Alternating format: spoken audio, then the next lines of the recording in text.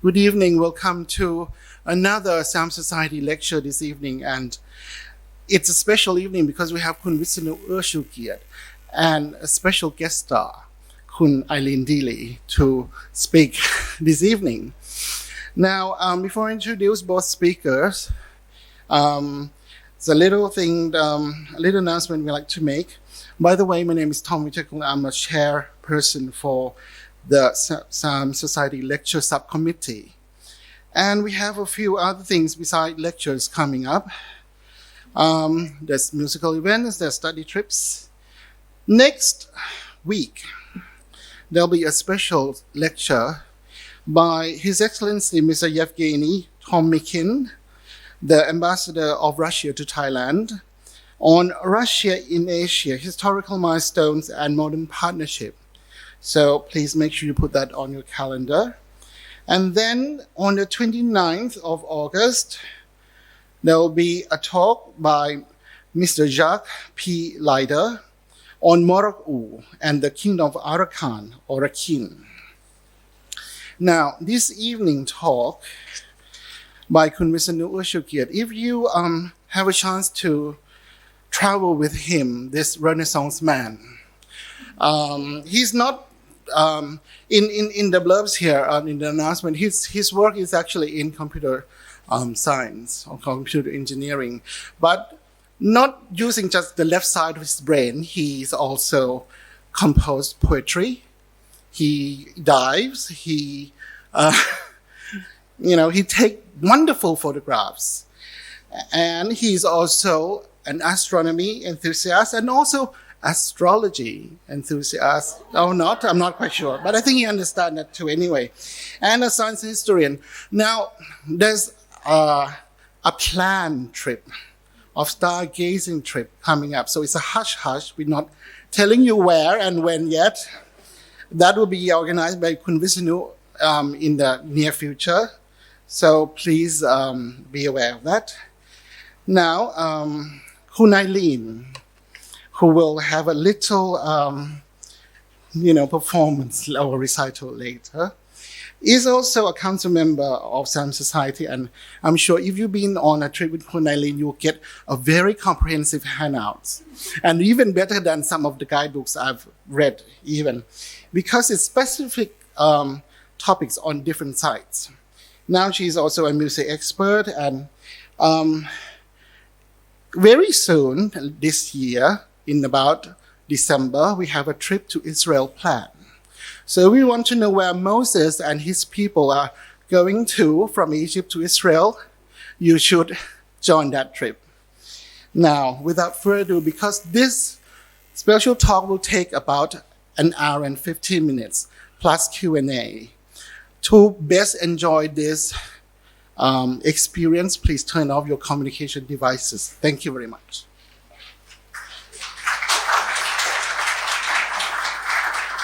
Thank you very much. Is the microphone on? It is. Good. This is a talk on my trip with the Siam Society in late February to March this year. And it's not very academic. I just took pictures. I took a lot of videos, and I also made sound recordings every day, my intention was because I wanted the sound recording to supplement my radio program on archaeology for the blind. So far it hasn't happened, but the sound recordings are still there. And actually after transcribing some, I think it can make a book. Anyway, this photo, very colorful. It really is colorful. It came from Hatshepsut Mortuary Temple in Luxor. But that's just the title. Title piece, you'll see more.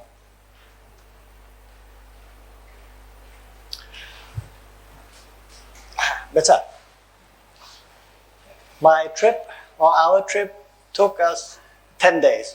26th of February to 9th of March. That's how we traveled. We flew from Bangkok to Cairo, Cairo to Aswan, and then from Aswan to Luxor, we took a cruiser. And then back to Cairo, and Cairo to Alexandria, and back to Bangkok. These are all the destinations we went to. I have pictures from all of these. So, expect it to be long. So day one, it's in Coptic Cairo. It was all new to me. Didn't know that Cairo had this enclave. Anyway, but before getting there, on the way from the airport to Coptic Cairo, I passed a few buildings. And I wonder why the guy told me the buildings in Cairo are unfinished, not because they are like Thailand, they have tom yam kung, but because in this state, they are not taxed. So they keep it like that. And if you are observant, you'll see the hanging clothes are all upside down. The hanging clothes are all upside down. And I asked the students we met on the way back. They were studying in Cairo for like 4 or 6 years, asking about this, why people hang it upside down. They say, everyone in Egypt hang their clothes upside down. So it is normal. And Coptic Cairo has been built over and over, so we see things down below as well. And so the first thing, ตรงไหนอะยังไม่ได้ปิดแล้วครับ is I will switch to a video and show you what I mean by immersive.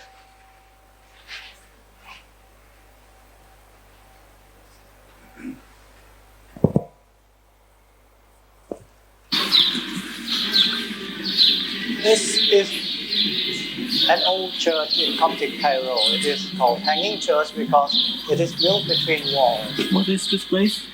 Church of the hanging church. Oh, the hanging church. That's what's hanging, you see. Because this is a modern access. Before that, you have to enter from below. And it's, I don't know, it's on the ruins of 2 towers. I can Built in between 2 roll towers. it back a bit to show you where we came from. We came from this precinct through the door and then go up. We went there at the time when they were having a morning prayer. So you will hear Coptic language chanting.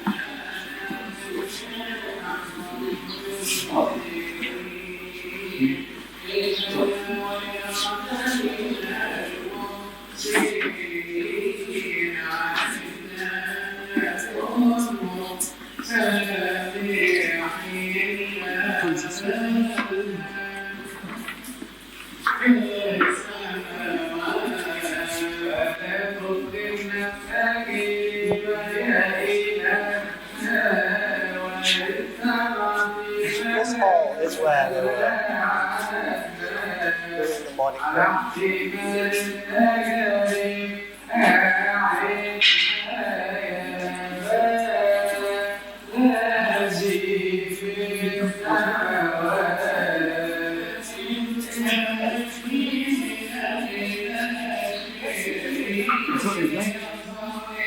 Just to tell you that normally in Egyptian churches, especially here the old ones, they perform an early morning mass every day that finish around maybe noon.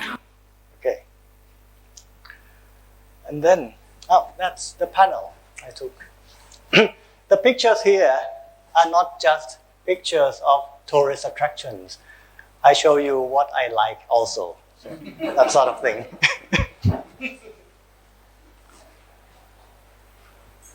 Souvenir Corridor. Why? Let's see.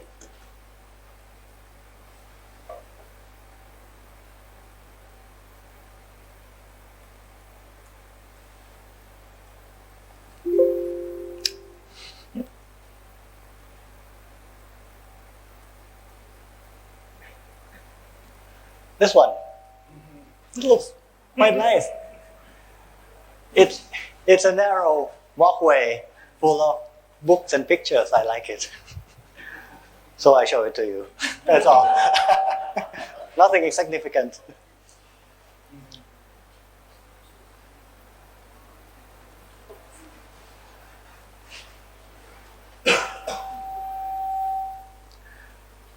This one is long. This is a long video where Jesus walked.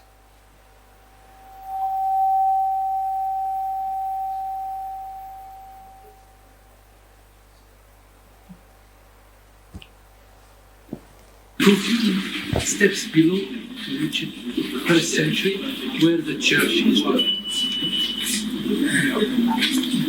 Three for a dollar. Three $1. Three $1 cross. Three pieces $1 cross. Three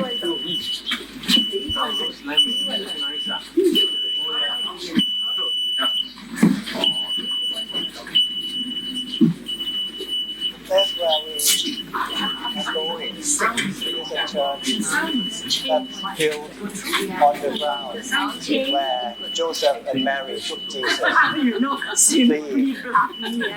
emperor, to live in Egypt. This is the place where they were living.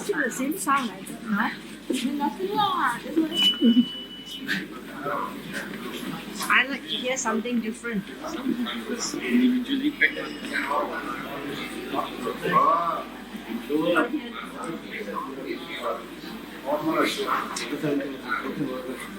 It's a big church, and everyone is not seeing any of the religious things. They just walk underground.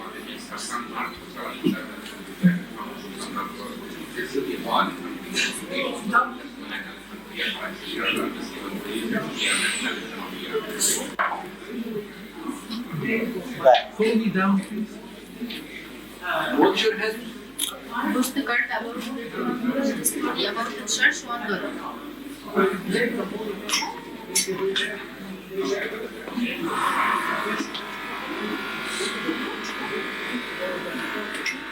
The microphone was too good, it picked up everything, including the workmen. Who's the card about the story about the church $1?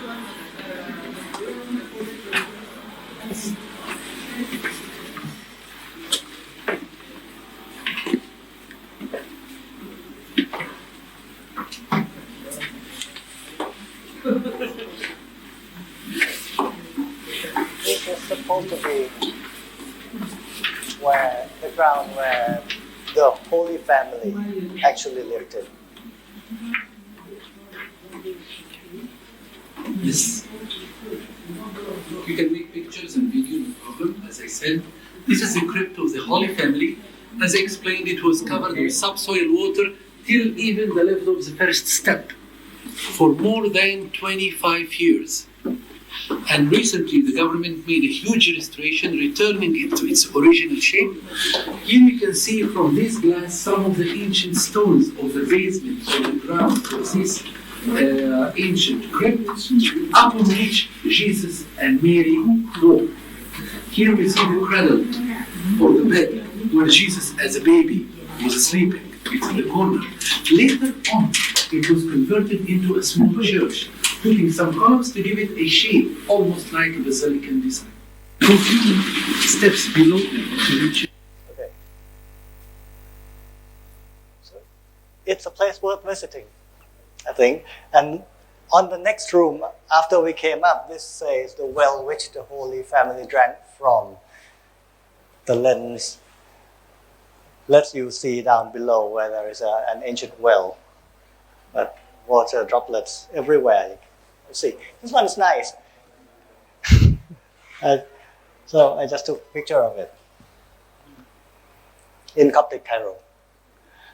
And next, after Coptic Cairo, we boarded a domestic aeroplane to Aswan and visited first the high dam of Aswan. This picture I took from the lower side, so I see the Nile. This is the Nile that flows to Alexandria. And the other side is the biggest lake in the world, biggest artificial lake in the world, Lake Nasser. I was curious whether Lake Nasser is actually the largest. I thought the lake from the Three Gorges Dam in China would be bigger. I checked, and Lake Nasser is more than twice as large.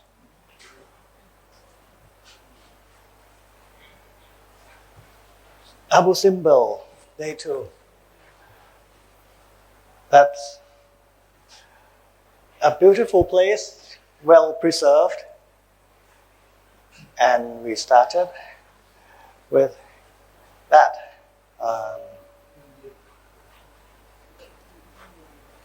This is actually, this one is the second temple, Temple of Hathor. The main one is that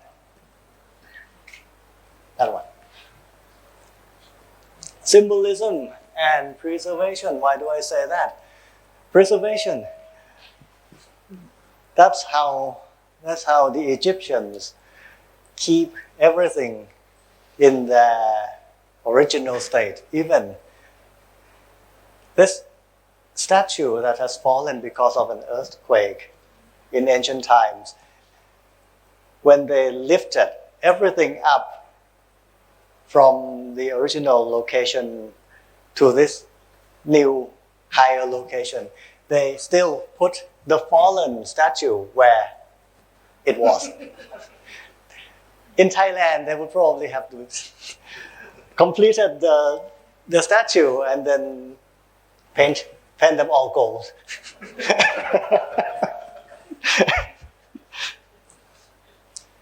Anyway, symbolism, why? Baboons on top say they are the sun. They represent the sun. These are children and wives of Ramesses II, the builder. These are all pictures, statues of Ramesses II. And that is Horus. The inside tells a lot about the Battle of Kadesh, the great victory in the Battle of Kadesh. And this one says, the king rode his carriage alone into the Hittite army.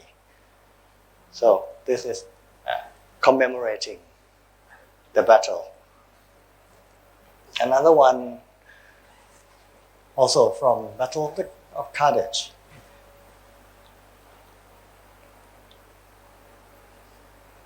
A symbol inside panorama.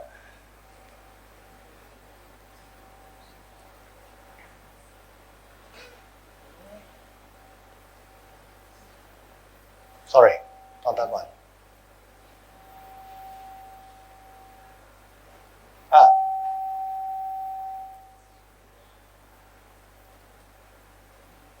This one. This is the innermost sanctuary of the Ramesses II's temple. Inside there are 4 gods. What are they? Amun, Ra, Ramesses himself, and Ptah. Amun, Ra, Ramesses, and Ptah. Then they say Ptah because he is the god of the pyramid builders or of the builders underground. That god will never receive light. When the light shines through the door, Ptah will never receive light, just like that.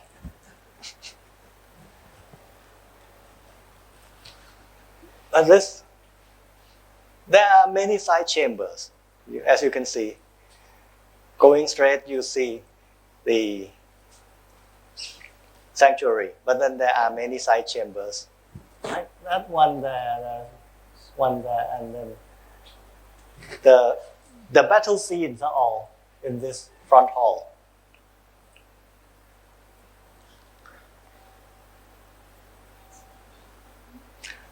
That's one of the side chambers.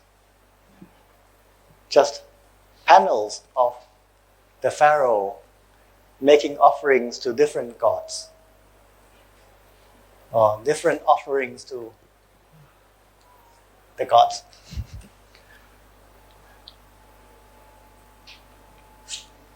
And this one, we went to a restaurant, a Nubian restaurant. That has the central hall is circular. And the circular hall has many windows. On top of the ceiling, there is a big hole. I was making a comment that this building, this house, is not afraid of the rain. A friend who has been to Egypt before told me that he asked the same question to the Nubian people. The Nubians say that it never rains there. So that's why they built it like this.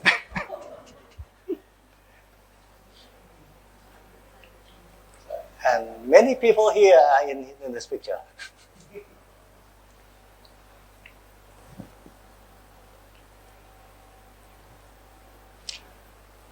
And on the way from Aswan to and from Abu Simbel is all desert.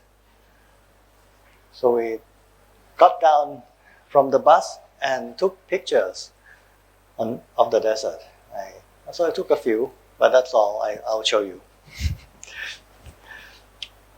The next day we went to Philae Island and to see the unfinished obelisk. Also Aswan.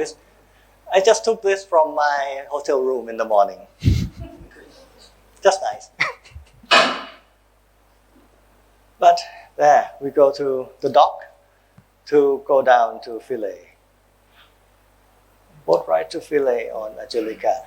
Philae Temple used to be on Philae Island, but because of the high dam in Aswan, they had to move, just like Abu Simbel, they had to move the temples on Philae Island onto another island called Angelica.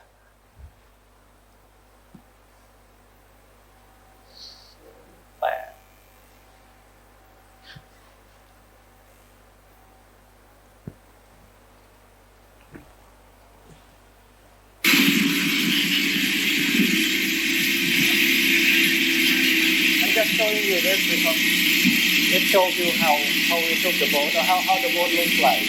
How the boat looks like. So, yeah. And there are hundreds of trees at the dock.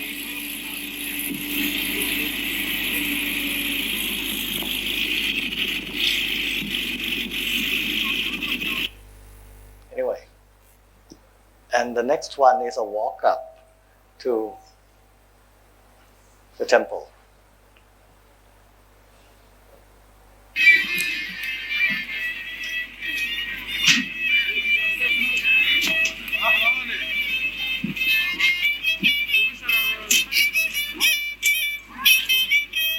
It's quite a bazaar even on a small platform.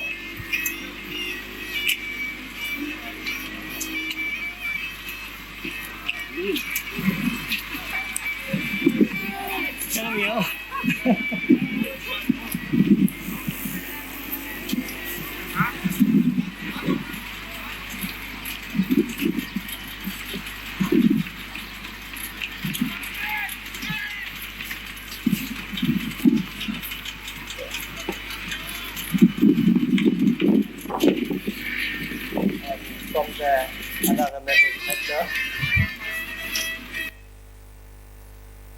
And I think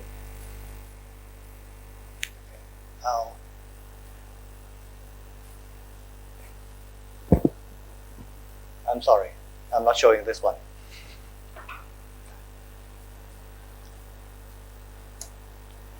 And Philae obelisk, that stuck there.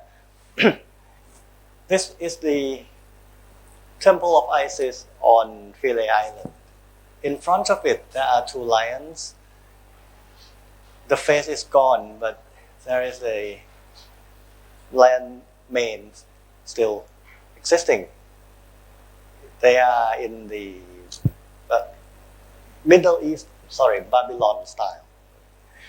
But this is the base of an obelisk that is now in Dorset, England. They took it there. It's a bilingual obelisk, which gave an idea of how you can read hieroglyphs. It gave an idea to Champollion to read the Rosetta Stone later. So this Philae obelisk is very important as well.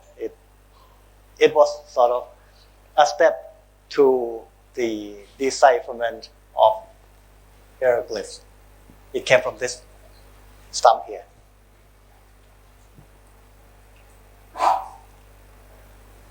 And through that gate, we come to another courtyard between the two pylons.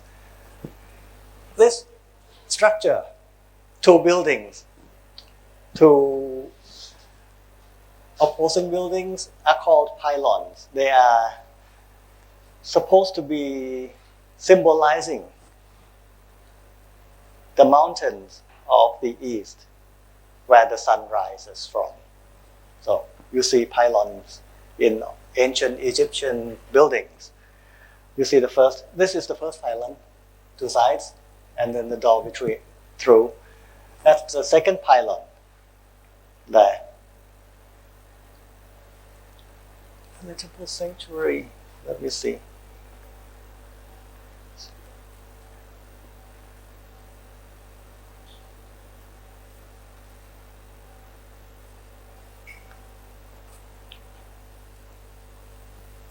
This one is a small room with lots of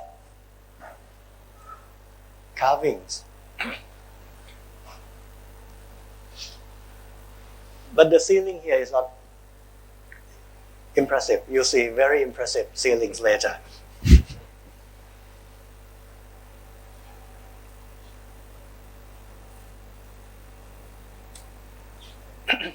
Then we walked out to a place called the Kiosk of Trajan, which is a very compact building.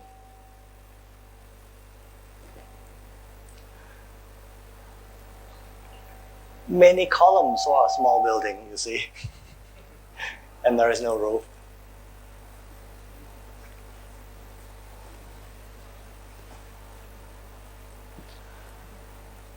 Philae Island temples are actually relatively new in the timeline of ancient Egypt, because they were built by Ptolemy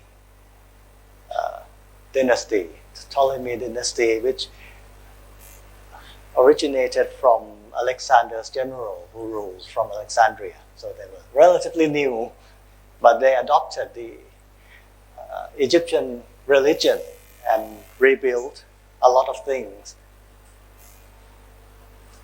in their style as well. So the capitals are ornate, like Greek and Roman styles, unlike real Egyptian styles, which are a lot simpler. You'll see later in Luxor.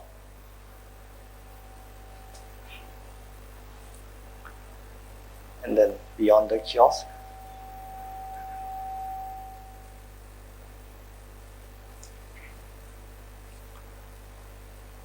so it's a waterfront, so quite nice. This is a beautiful place. So with that, there is a group picture.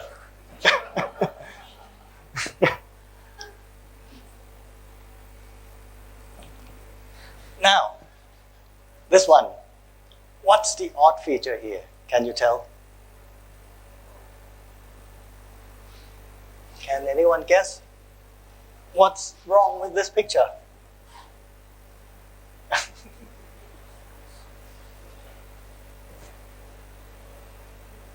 Can you guess? Anyone?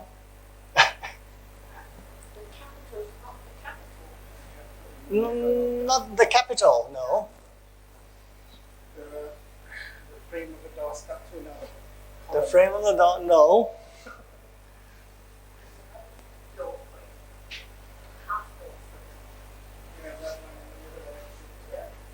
You mean this?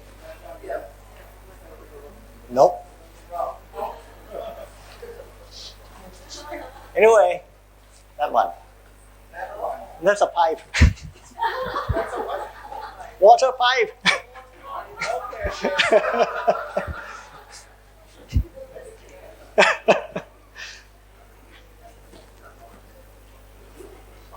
And so it was time to leave. To go to the unfinished obelisk. It's a granite hill. Looks very nice and barren. On top of it, you'll see more.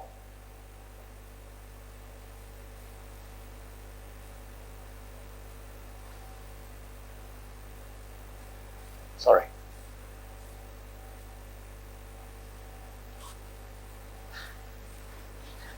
There. I'm standing on the top of the hill, so this is the highest point, as you can see. And there is the unfinished obelisk in its resting place.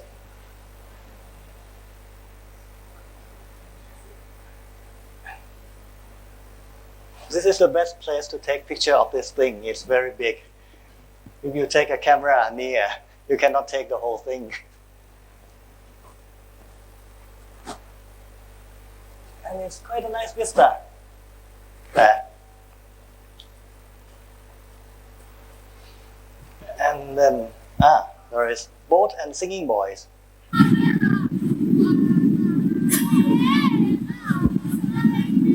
When we took a boat to the restaurant, two boys paddled to the sides of our boat and started singing for money. Mình nghe vậy?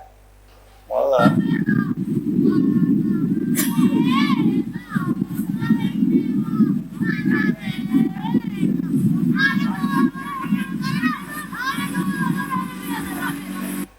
Okay. And this one, we went to a restaurant called El Jokka. How do I know that name? Because the name is on the front of the building. My camera is good enough to see the name on the front, and in it, the Egyptian string player was playing.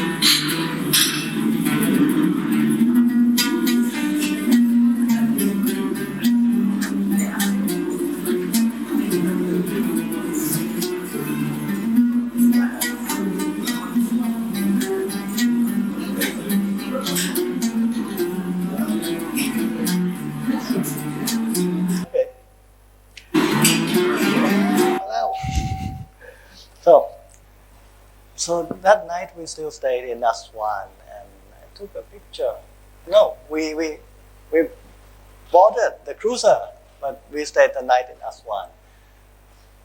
The bright dot there is a star called Canopus in the southern constellation, and it's very prominent there. Therefore, the boat moved from Aswan, so we first docked at Kom Ombo. Hermes is the name of the ship.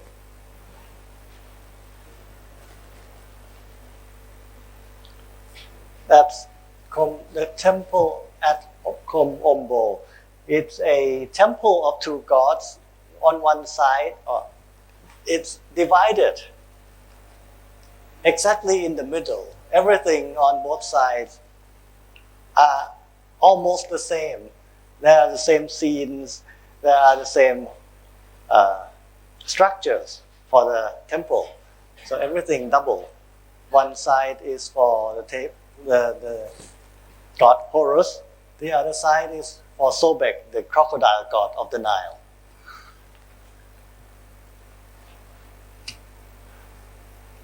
So there is a scene of Sobek blessing the pharaoh. On the other side, it would be Horus blessing the pharaoh. So everything sort of doubles.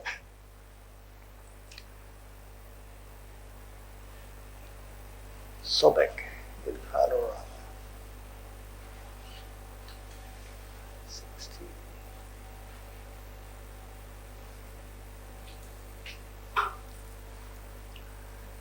So, and I asked the guide that if it's the place of the Sobek, why is Horus standing there? He said, well, he is guest here.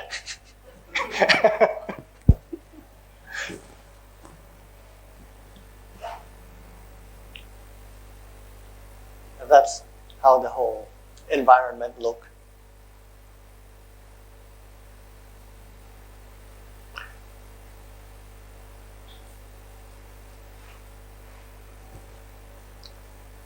The guide says this temple is also a Greek built temple. How do you know if it's a Greek built? Because the Greeks are very particular with human anatomy. So they gave all these people navels. The Egyptian ones do not.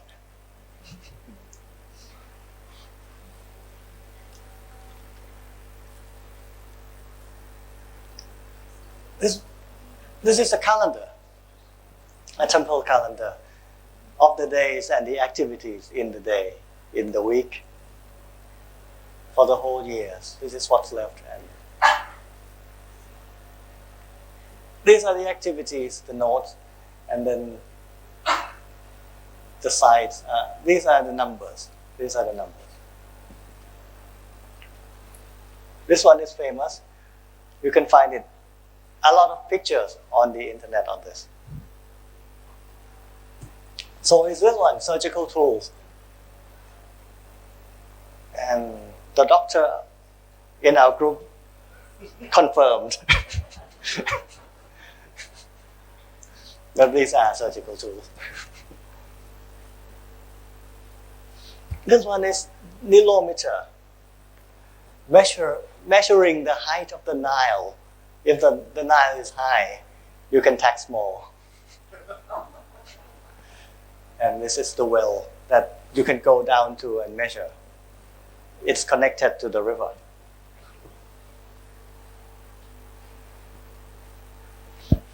And on the way, we saw lots of sugarcane transport, sugarcane plantations. And these trains just took sugarcanes to the factory. And nice East Bank, I think. We went to Horus Temple in Edfu, another town along the Nile. In it, there is this ceiling of the goddess Nut, goddess of the sky, who covers the sky with her body. This is a very fat one.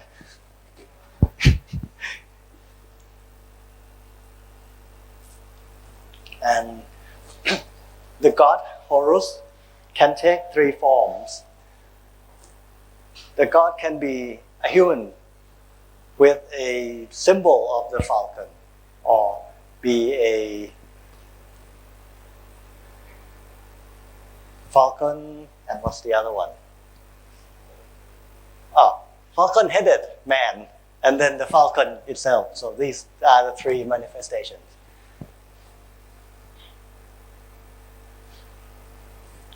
Yes, different wings.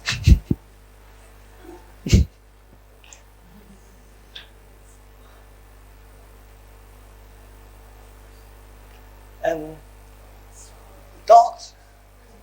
I was wondering, Muslims in Thailand very much anti-dog people. But when I was in Egypt, I saw many dogs everywhere. Even there is a weekend market where they sell dogs. So there are dogs everywhere. I asked the student, the Thai student who came back with us about this, and he said that the dogs are quite common in Egypt, and there is nowadays not quite prohibition. Not quite prohibition among Muslims in Egypt. They are okay with dogs. Even in Thailand nowadays, they are sort of better. I asked him, I thought if you touch dogs, you have to wash many times. He says, yes, still, but then it's easier to wash nowadays.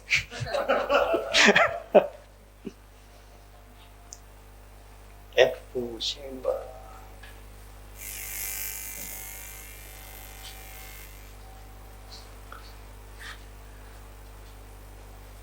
This is, who's that?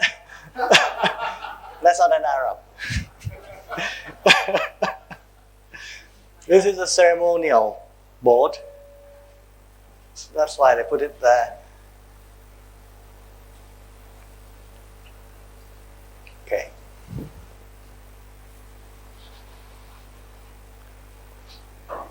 This one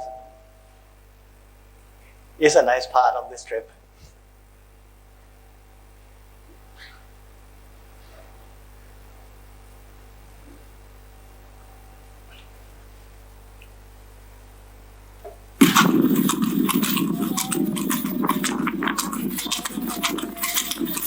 The whole temple area is quite big. It took a long time for us to go past the brick wall, the mud brick wall of the temple. With that pace also.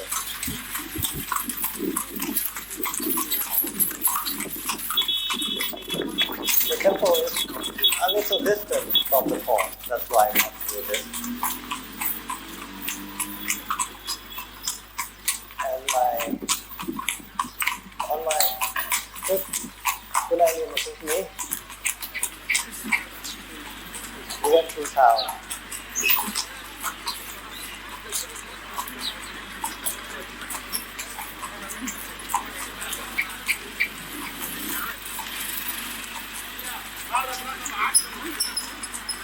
This is the town of Aswan Well.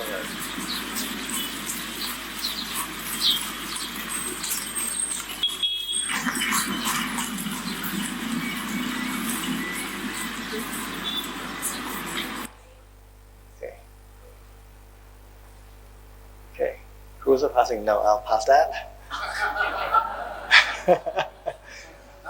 That night, there was an Egyptian costume night. So, many people were brave. And did the costume and the dance? Sorry, wrong way. That, just like that.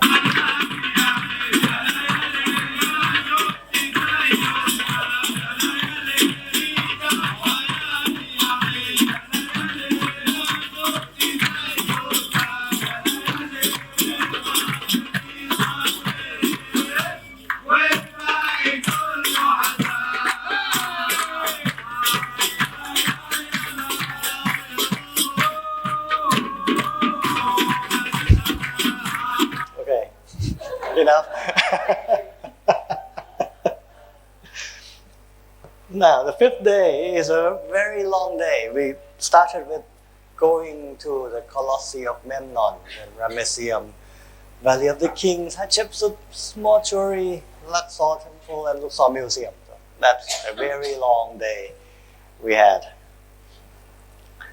Colosseum of Memnon, nothing much left, but see how big. Really colossal. And then we went to Ramesseum, the Mortuary Temple of Ramesses II.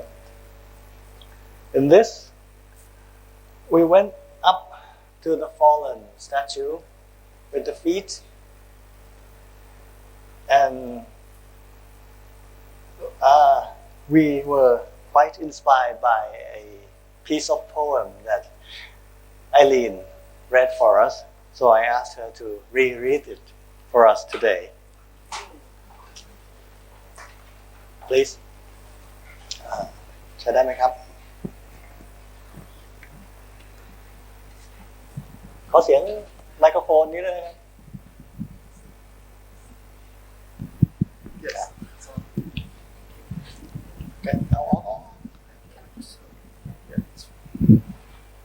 Okay. This poem is Ozymandias by Percy Shelley. Ozymandias is the Greek name that was given to Ramesses II. I met a traveler from an antique land who said, 2 vast and trunkless lakes of stone stand in the desert. Near them, on the sand, half sunk, a shattered visage lies, whose frown and wrinkled lips and sneer of cold command tell that its sculptor well those passions read which yet survive, stamped on these lifeless things, the hand that mocked them and the heart that fed. And on the pedestal, these words appear. My name is Ozymandias, King of Kings. Look on my works, ye mighty, and despair. Nothing beside remains round the decay of that colossal wreck. Boundless and bare, the lone and level sands stretch far away. Thank you very much.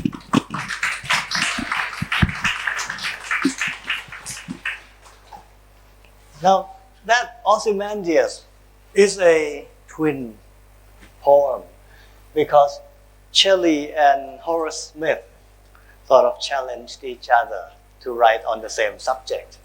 So I'll sort of dare to match that. Ozymandias by Horace Smith.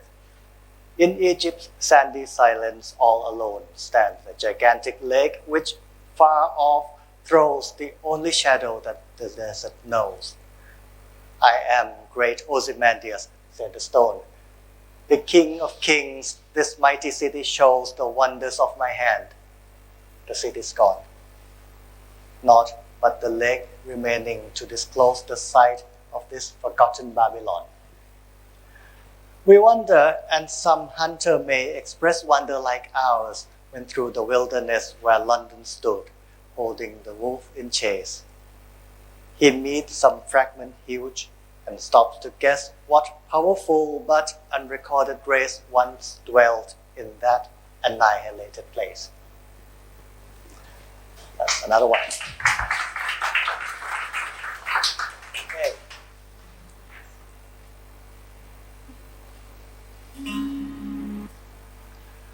Then next we went to Valley of the Kings. The entrance halls have a 3D model of the tombs, which is quite nice. Really 3D, it goes under as well.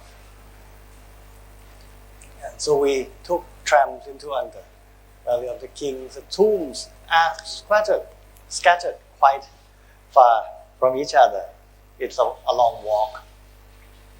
And the walks go down as well. And this one is Ramesses the 9th, KV6, which is quite colorful inside. And there are astronomy symbols on the ceiling. See, all these are stars. And that as well.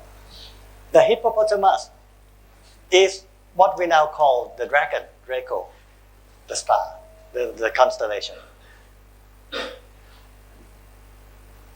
I'm not showing that. That is astronomy, maybe. Well, or the hippo is. That's the lion, Leo. And the bull.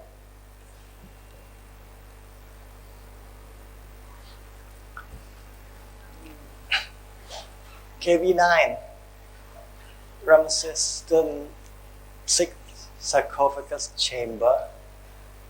Also very colorful there. And the ceiling of that chamber is very full. It's supposed to be astronomical, but I cannot see any stars. But here we have a thin nut on both sides. One on the day side, the other is on the night side, covering the land.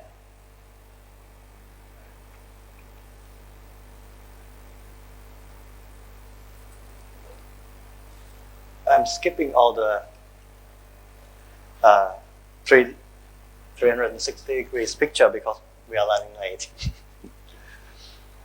But this one, no camera allowed. How did I do it? I just took a sound recorder and carried it with me, speaking all the way in. Every keeper in there thought I was carrying a video camera. สถิตที่หนึ่ง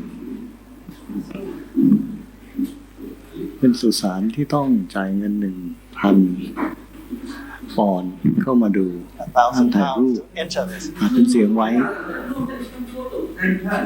เพดานเป็นรูปนกเหยี่ยวกลางปีกสีน้ำเงินสดแม้จะมีร่องรอยของการกระเทาะแต่ที่เห็นอยู่ก็สวยมากเดินลงมาเป็นทางชัน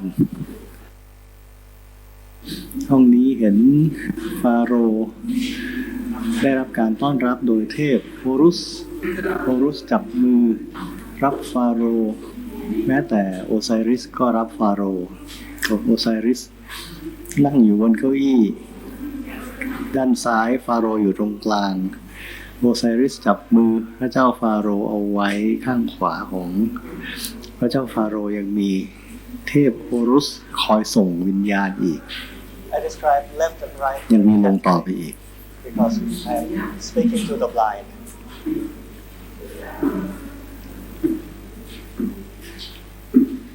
ที่มีข้าราชบริพารลากไปในนั้นมีเทพหัวแกะอยู่บนเรือ This is a camera, not a camera.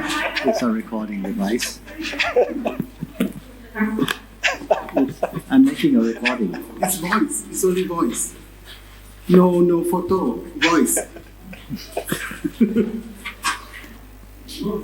สถิตที่หนึ่ง Well, it happens about 4 or 5 times. And that's the other side. When we went to the Valley of the Kings, it's actually on the other side of this cliff face. It's on the other side of the mountain. On this side is the Mortuary Temple of Hatshepsut, the only female pharaoh. She was not welcome in there, so she made her place here. And it's a very beautiful one. That's taken from atop the temple, from this upper colonnade. And inside are colorful paintings, very colorful. No, these are all original colors, they say.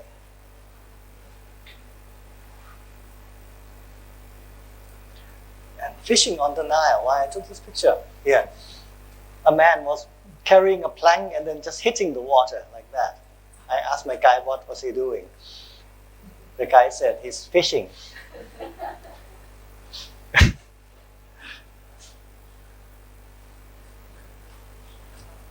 The temple of Luxor, there is a mosque up here with the door on the second floor with no stairs.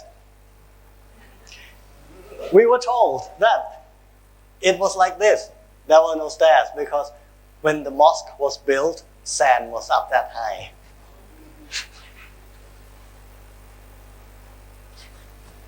Hypostyle hall at Luxor Temple. Among the columns.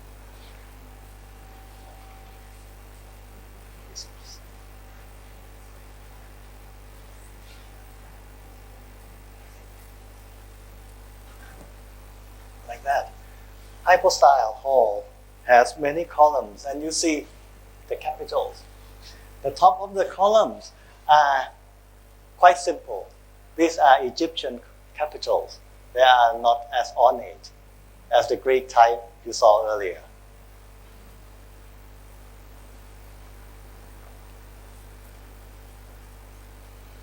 And in the shrine of Fertility God, it's supposed to be the god of Amun, but then there is Amunmin, the fertility god, which is always shown as one leg, one hand, and another organ. Always like that.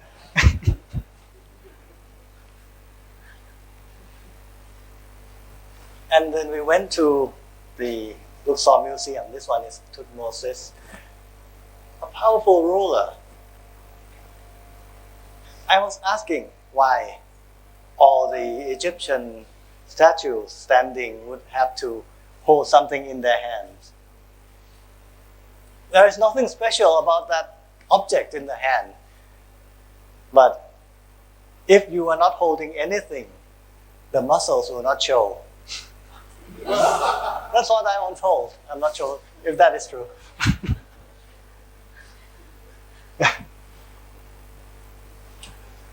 And this one is nice. Totlat blocks. Totlat is just a name of this kind of block. Totlat is a very specific dimensioned block made during the time of Akhenaten, a pharaoh. This is quite nice. This one has a story. พี่กิ๊กอยู่ไหน เล่าไหมครับ ไม่เล่า This one I was told by พี่กิ๊ก about her well-wishing of dead objects. Sorry. So she sort of แผ่เมตตาให้กับมัมมี่ So she sort of wished well for the mummy, and then she felt a rejection.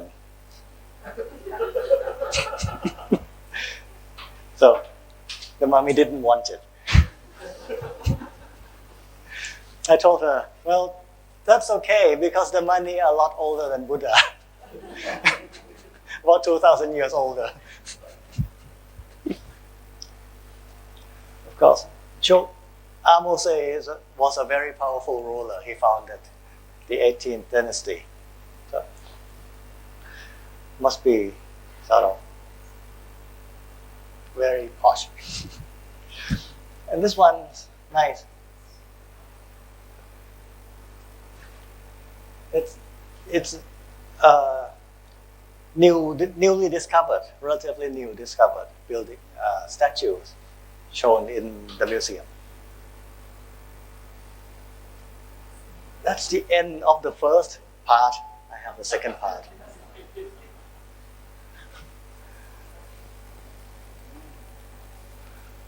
Why do I do that? Because the files are so big. I have to split them into two.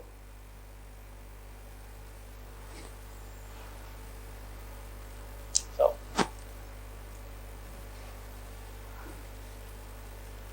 an immersive tour. This place.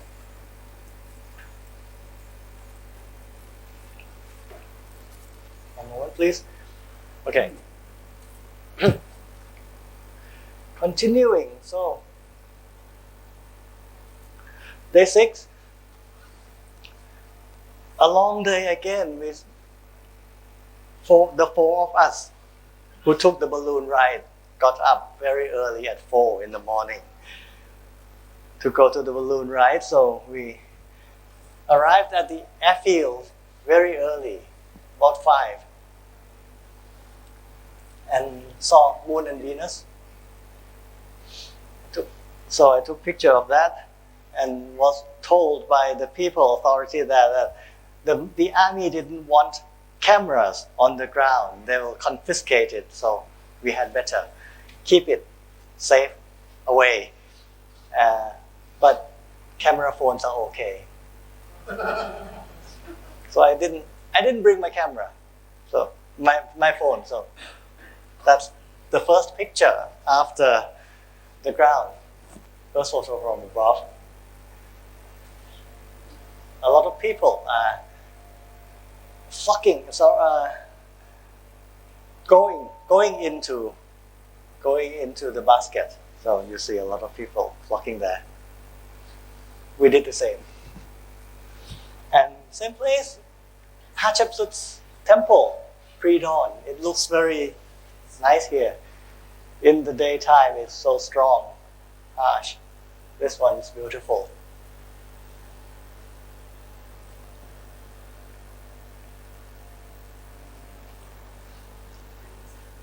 The smoke of the plantations.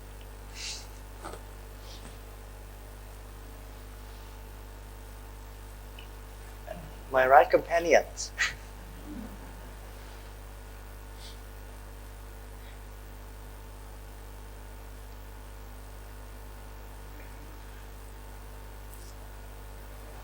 I took 27 pictures and stitched them. It's not a nice stitch, this sort of thing, but then it shows the panorama from the Nile to the Valley of the Kings. And if you see there, that's Temple of Hatshepsut there. Across on the other side of the mountain, there are two tombs there. I can't identify the number yet, but they are identifiable. There are two tombs you can see there.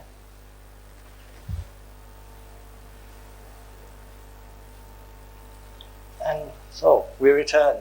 There were still balloons going, but we came down earlier, so we returned. And went to the temple at Abydos. This is a long, long bus ride, many hours.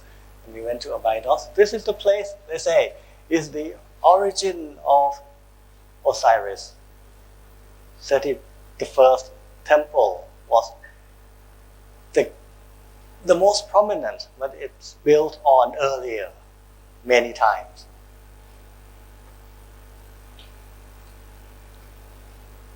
That's the front of it. And the hypostyle hall inside. Very dirty, because it used to be a Coptic church. And they burned fire in there.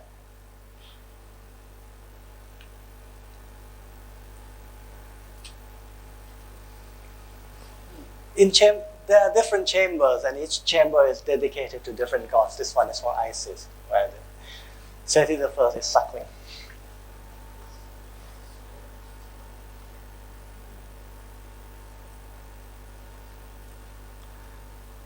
And this one is the mummification process.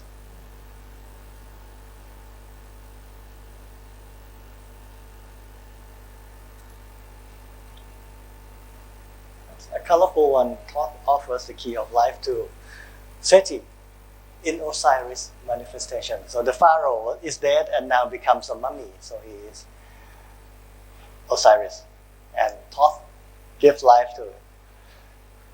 They say that reincarnation Egyptian style is not to be reborn as a human, but to be born in the land of the dead. So that's where they are. Maybe that's why the pharaoh didn't want your mercy. And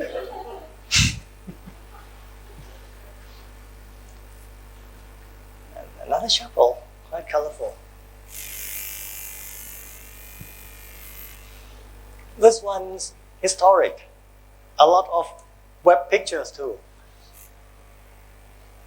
Seti the first is the father of Ramesses II, the great king who built Abu Simbel. And this is Prince Ramesses when he was young, roping the sacred bull to be killed.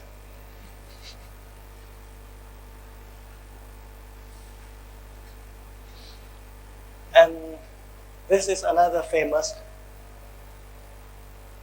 carving of list of former kings. Historians use this as the basis. They say it's a good basis, but not every king is in there. There are those who are not in there, like Hatshepsut is not in there. Like another king who's very weak is not in there. So it's a big list, but not complete. Osirian. This is the older structure in Abydos. This one is older, Osirian. Well, the cult of Osiris. And after we visited Abydos, the week after, the archaeologists found the palace of Ramesses II in this ground. Is it? And sort of under our feet. We didn't know. This one is special for me because it's Dendera. Temple of Hathor at Dendera is very famous for its Egyptian zodiac. And I'll show you later. This one is a more colorful nut covering the sun and the moon and the stars. The stars are here. The room itself is not so big, just like that.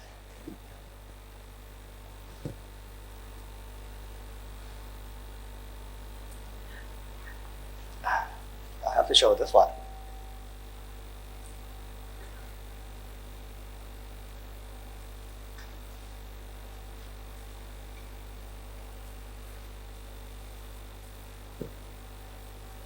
That's the front. Sorry, there is another one that I want to show you, not this. Sorry. Anyway, there are two. I thought there was one, but there are actually more than one. Well, at least two. Well, this one is another one. The ceiling, the top ceiling is astronomical.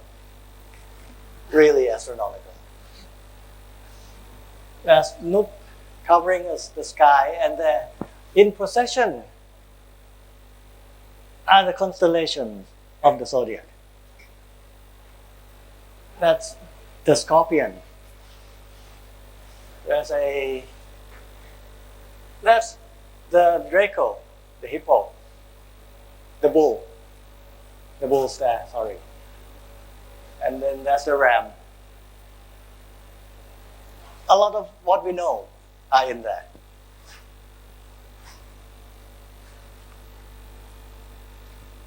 But this one is mysterious.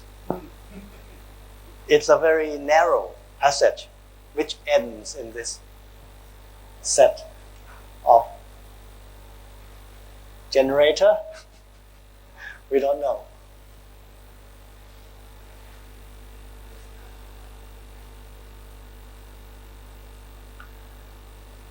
Now, up a narrow path, we see another zodiac ceiling.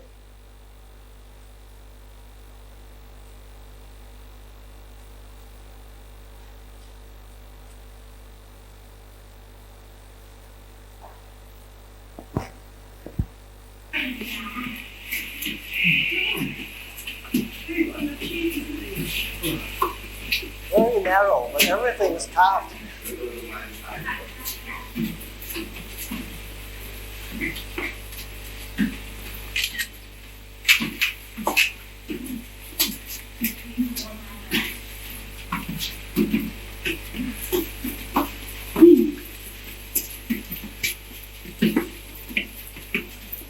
Where is Ahmed from?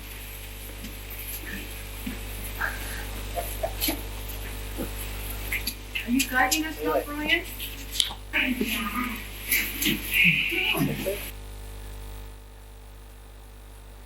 And there. But what we found is just a black plaster cast replica of the famous zodiac. Too bad. But at least we found the location.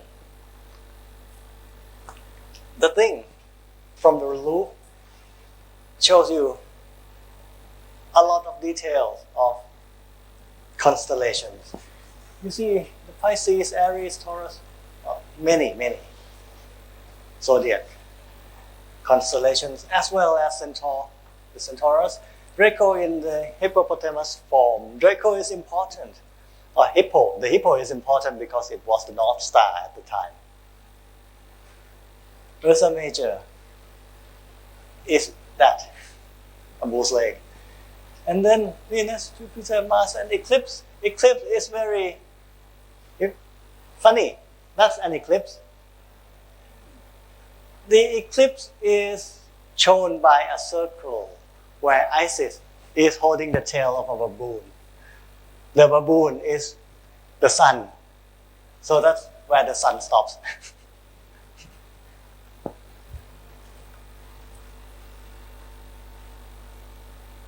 And we spent another night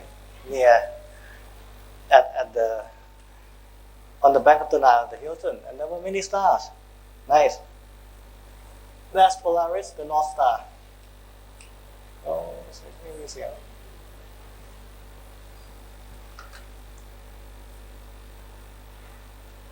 Day 7. Okay, I'm running out of time, sorry. I have to go very fast.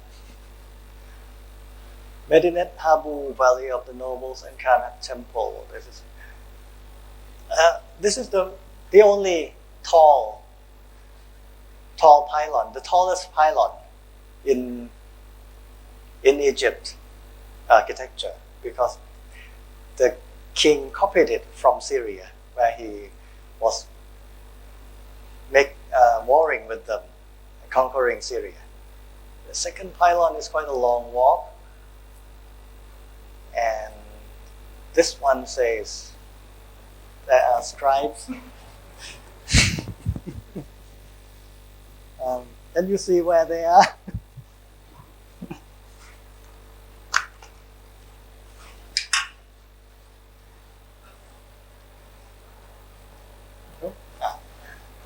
These are the hands. But they say the hands are confusing because they can be either left hand or right hand or both hands. So they can't count. So you have to find the thing that's only one. So they are here.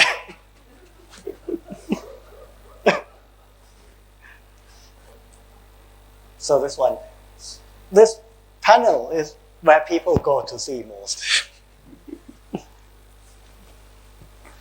But the hypostyle halls are quite nice and very beautiful too.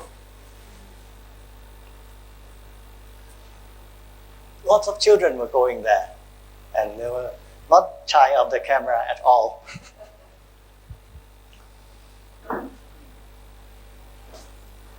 Tombs of the noble. We went to just one. There were many tombs, but we went to just one.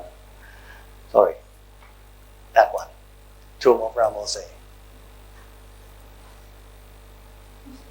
This man is Ramesseum, a vizier, and two kings, Amenhotep and then Akhenaten. In it, you find carvings like this, quite beautiful. The eyes, I like the eyes.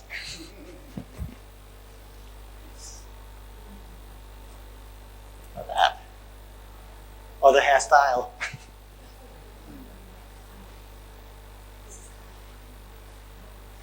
They're holding lotus. This is a funeral procession of Ramesseum.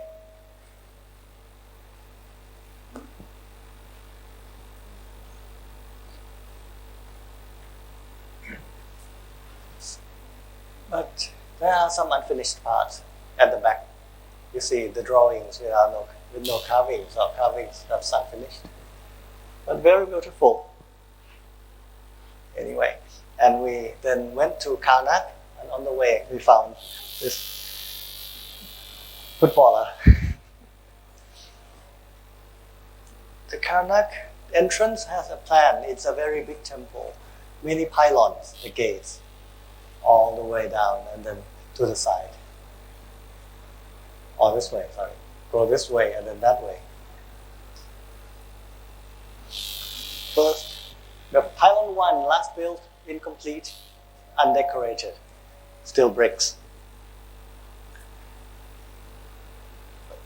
Going through the avenue of the rams, you see the other pylons. Behind it, you see the mud ramps used to build the wall is still there, left like that. That's the second pylon on this side. Some carvings there. Great color. This one you have to see.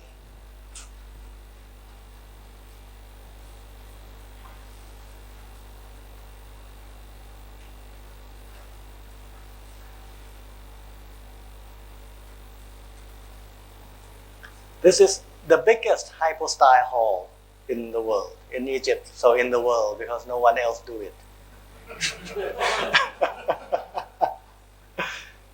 Lots and lots of columns in there, big fat columns.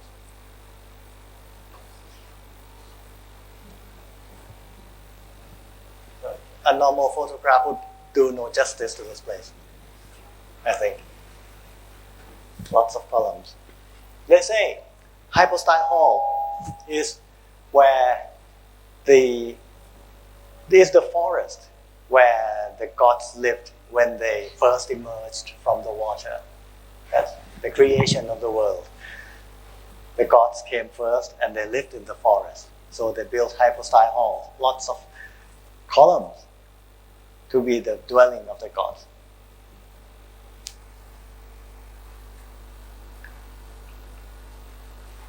And that's Hatshepsut's obelisk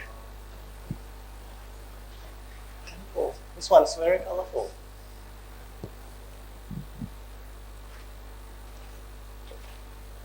And the sacred lake, another. I can't quite locate where this one was taken, but it's a sunken relief, different style, a sunken relief, and then colored as well. Day 8, we went to Dashur. นี่แค่นี้แหละ Now, we were staying in a hotel in the center of Cairo on a high floor. So, you get these views. Cairo can be beautiful. That's the Bent Pyramid. 40 kilometers south of Cairo. We traveled there first. Built by Sneferu. Second attempt, because this is the second time the pharaoh built a pyramid. The first one is the step pyramid. You will see later. This is the area, as you see, all desert. The car just parked here and then we walked to see the Red Pyramid. Very barren. And very big. Very big.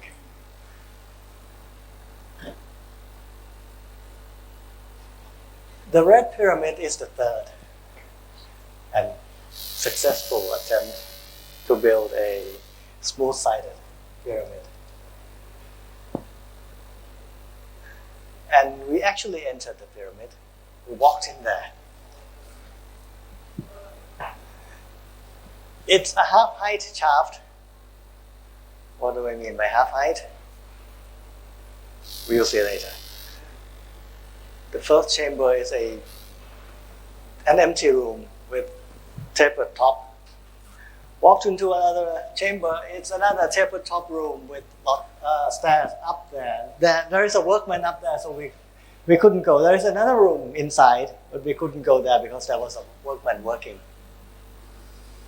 So we came out, and that's how high the shaft is.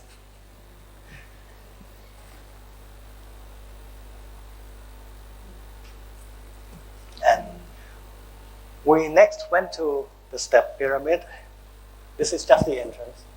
They made it with stone, imitating mud brick. They were learning how to use stone. So they built things like they used to. So they built it like a brick house. But then this is the first pyramid by Sneferu, the first attempt. They tried to build a pyramid. This is the first ever pyramid in the world, the oldest.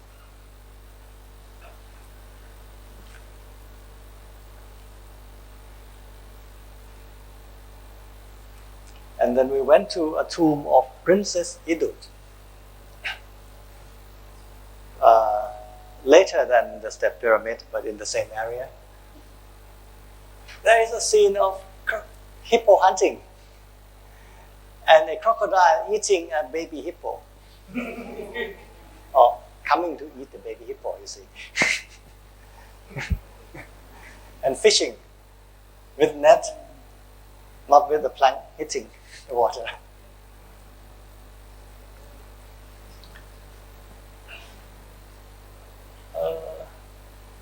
Cattle herding and fishing again.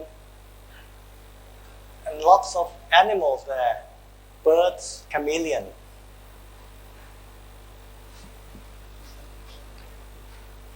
And then we went to the Egyptian Museum.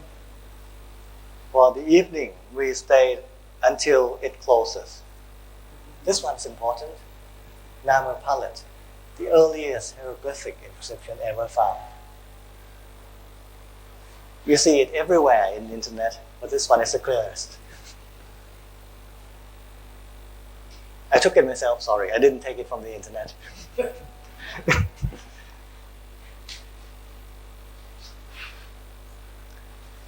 Sheikh El Balad. The eye is crystal, by the way, it's not painted.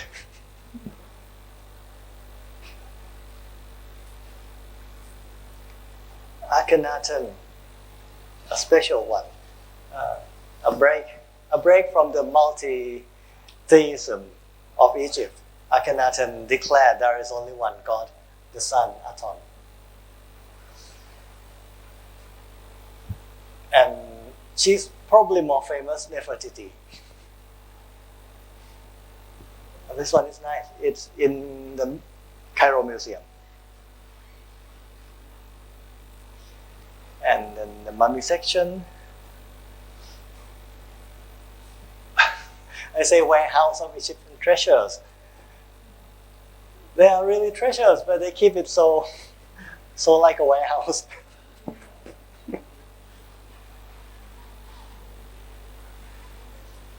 And the evening closes by that. Day 9, we went to the pyramid of Khufu and Khafre. And then this museum of solar boat, the oldest boat, intact, very old, like 2,000 or 3,000 years old,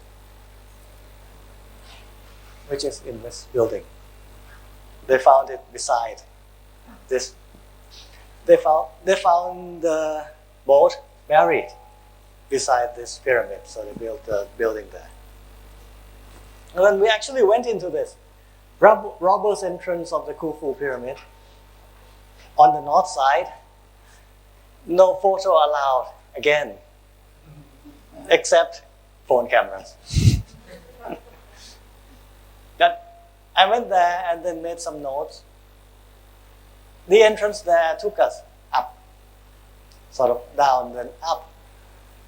To the north side entrance, there is a sarcophagus stand there. There is no sarcophagus, but that's the king's chamber in the middle. The north side, there is a small hole.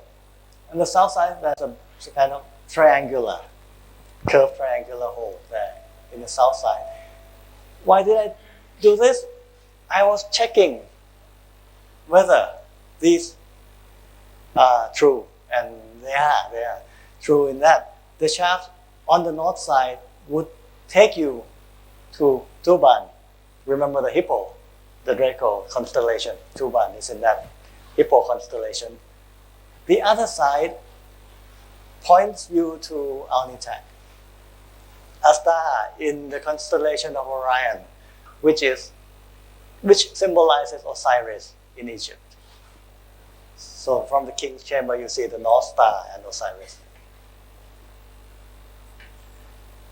Playground, lots of school children running everywhere, climbing.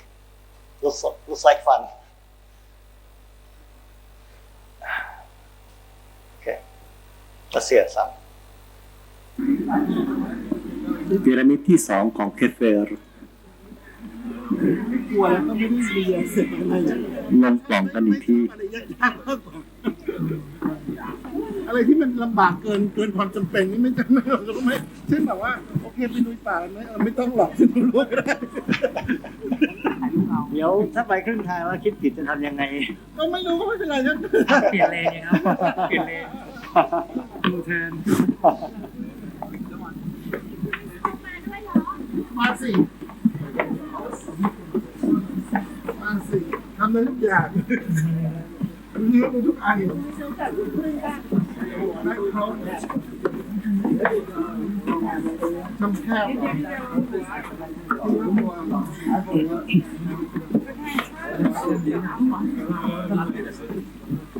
านมันทำให้มันอยู่ตั้งนานแล้วแล้วมาสี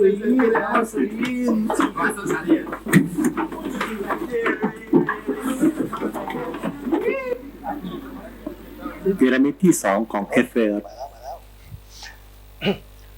Then we were taken rather far away, another distance, to see the three pyramids complex together. So you see the pyramid of Khufu, Menkaure, and Menkaure. And that's how to write style.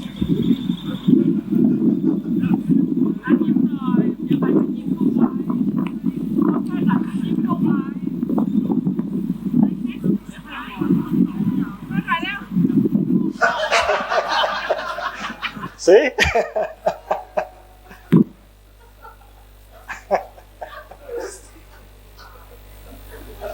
Resting camel style. That's the Sphinx. This cafe has a very nice view.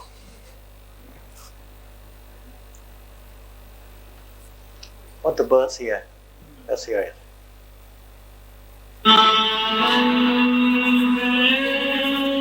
This is on the way to Alexandria.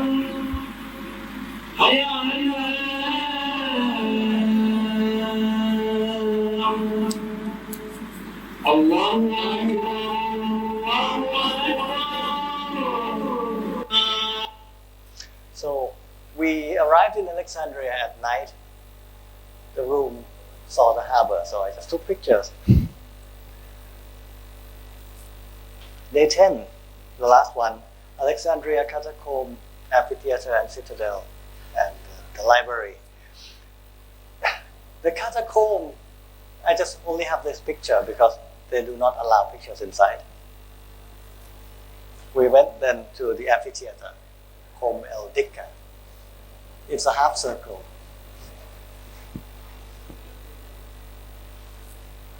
And auditorium means classrooms, by the way. It's not an auditorium. It's a lot of classrooms for children.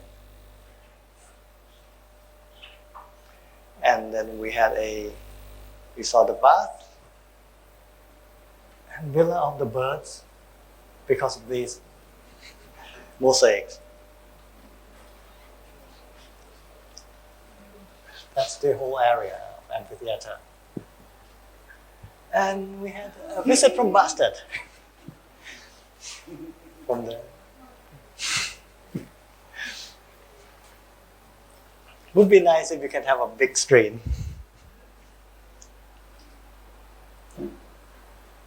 And on the way, we sort of drove along the waterfront and took pictures along the way. Got some nice ones.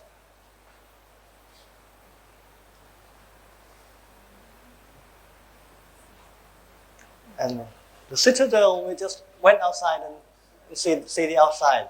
The queue is so big, we didn't go inside. We went then to the library of Alexandria. The inside, this one, Jose Rizal. I saw the bust and thought, someone from nearby, a neighbor. Jose Rizal is a Filipino hero, national hero. The Philippines embassy gave the bust to the library in 2015 along with many old manuscripts. So that's why Rizal is here. The reading room and the reception.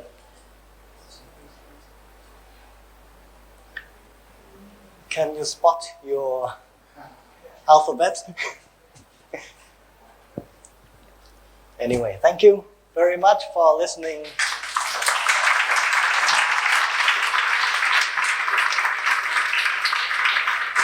Thank you very much, Visanu. I'm very glad we get to have the honor of having you speak tonight. I will allow 3 questions if you have any or any comments before we close. Yes, please. Please pass the microphone to this gentleman, please. Thank you very much, first of all. The tour itself, did you arrange it or was it a pre-arranged tour that you joined? It was a pre-arranged tour. The arranger is here. Okay, they are here. This is one of Siam Society study trips.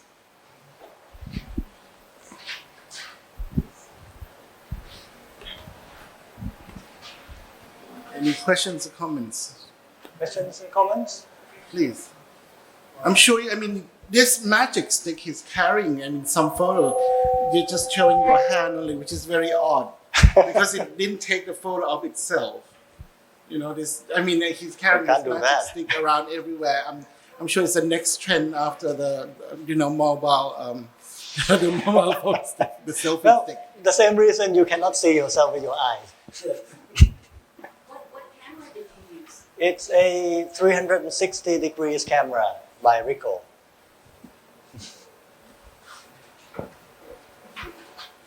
What impressed you most? What impressed me most?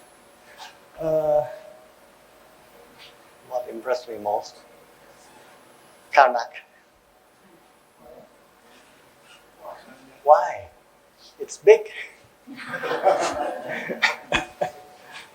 Yes, well, size matters. It's the one of the biggest temple I've ever seen, or in Egypt, and it's really impressive. One more questions, or?